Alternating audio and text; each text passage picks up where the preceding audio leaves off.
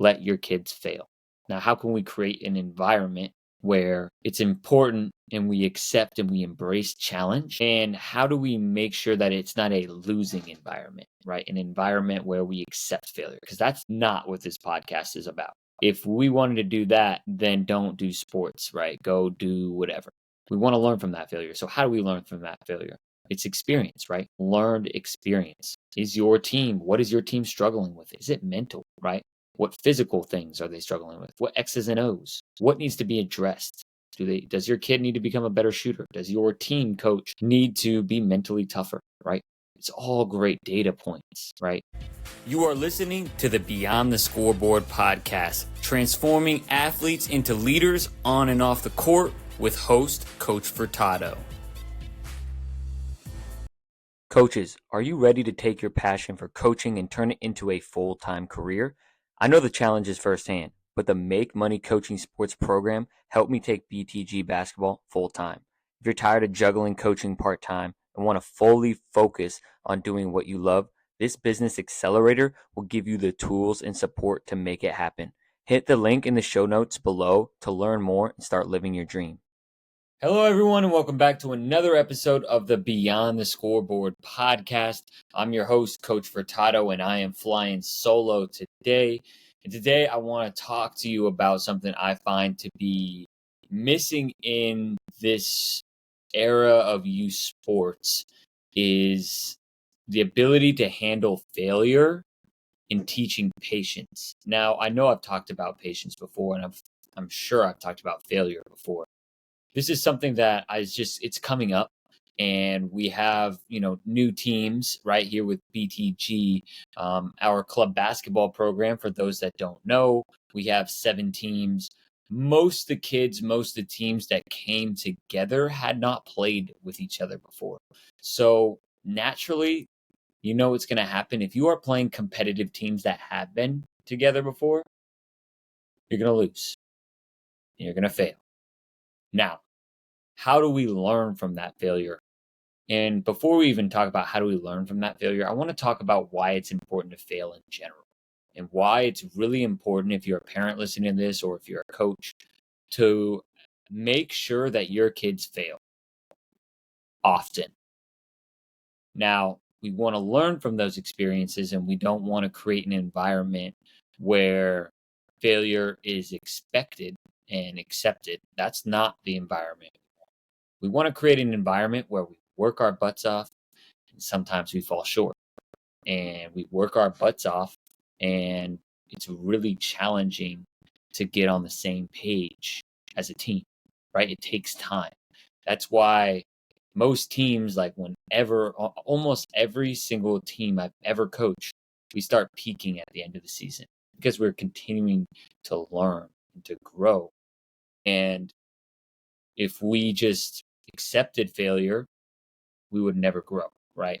But if we never had to deal with failure before, let's say, our championship run, then, hey, I'm not sure if we would have ever reached our potential. Because failure, if you're not failing, it means you're not challenged enough, right? If you go look at some of the teams that have had some of the best records, and I really hope for the Thunder and the Cavs' sake, that's not what's going to happen. If you look at some of the most dominant teams ever, like the Warriors, right? When they're 72-10, they didn't win the championship. Now, of course, they had some injuries, and we can have a debate, and that's for a different podcast, right? I say all that to say, failure and getting beat, and they still, even in that season when they were 72-10, which is incredible, still lost 10 games, right? At least they still failed some, right? You go look at the Patriots when they lost to the Giants, undefeated, boom, lost the Super Bowl. I guarantee you they would have much rather have been 15-2 or whatever it was, and they won the Super Bowl. So I say all that to say, please allow your kids to fail. Let your kids fail. It will help them in the long run. Stop shielding your kids from pain, the pain of sitting the bench, the pain of getting cut, right? It's okay for them to feel and experience pain. That is okay, right? Now, we don't want that pain to be detrimental. We don't want them to quit. which is what I love most about Kelvin Sampson over at Houston when they beat Duke. And I thought that was one of the most amazing games I have ever watched because of how Houston never gave up. They never gave up. Scrapped, clawed. They were about to fail. And they did end up failing against Florida, which Florida did the same thing that Houston did, which is, it's amazing. None of that would have ever happened, though, if they didn't fail in the first place, right? Houston's lost multiple games, right? They played in a ton of close games. Failure, close games, good challenge. That's how we get better. That's how we get better. And we have to have patience. Your team, right? If you join a team, that first month, first 2 months, unless you put together like a McDonald's All-American team, which I'll get to in a minute, will have growing pains. There is a growing pains anytime something new comes together. It's about building and learning, and I'm about to get to the learning point in that. Even if you look at Team USA, right? I can't remember when I watched the Court of Gold, the new Netflix documentary. The games before the FIBA games, we did not win it all, right? Team USA did not win it all. I can't remember what they placed, and I should have done that research before I hopped on the pod, but I also would rather say I don't know than fabricate. So with that being said, right, best players in the world, right? United States, not the best team. Now, I talk to my kids about that all the time. The best teams doesn't necessarily mean the most talented, right? It's a team game, and life is a team sport, right? And I even look at individual sports. You go look at track, look at golf. I think they got there all by themselves. You don't think they had any coaches, spouses that supported them. You don't think they had anyone. They just went out to the balls, and no one. They don't have a caddy. Everyone needs a team to be successful in life. Everyone. So I'm digressing from failure. Let your kids fail. Now, how can we create an environment where it's important and we accept and we embrace challenge?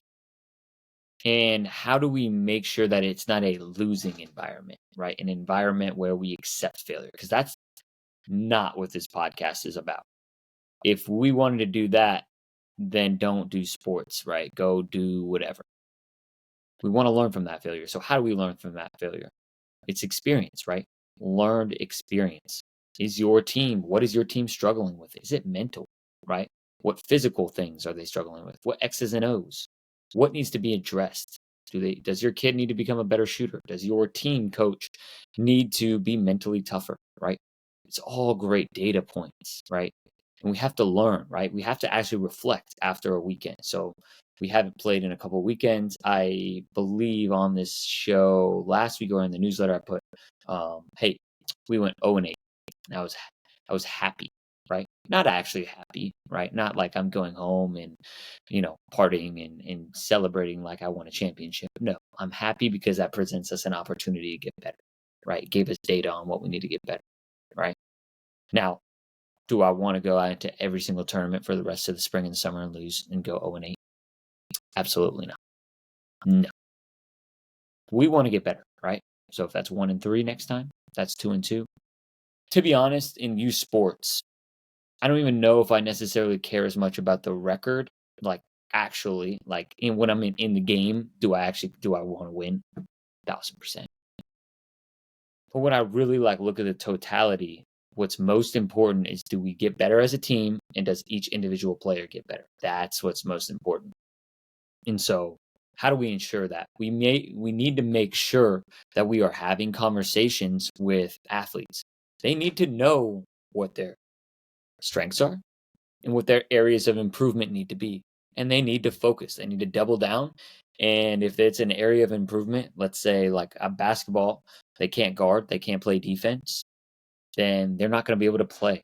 So you have to either get stronger, get faster, have a tougher mindset, whatever it is on defense, because it doesn't matter how good of a shooter you are, unless you are insanely good shooter.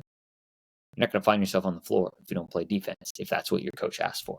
So coaches, we have to have those conversations with our athletes. What specific skills do they need to get better at? And that's one of the things I'm doing here the first month and a half. I'm kind of gathering data, getting some information on how I can then provide that feedback for our athletes. Now, you can't go and do their plan. You can't hold their hand and build a plan for them.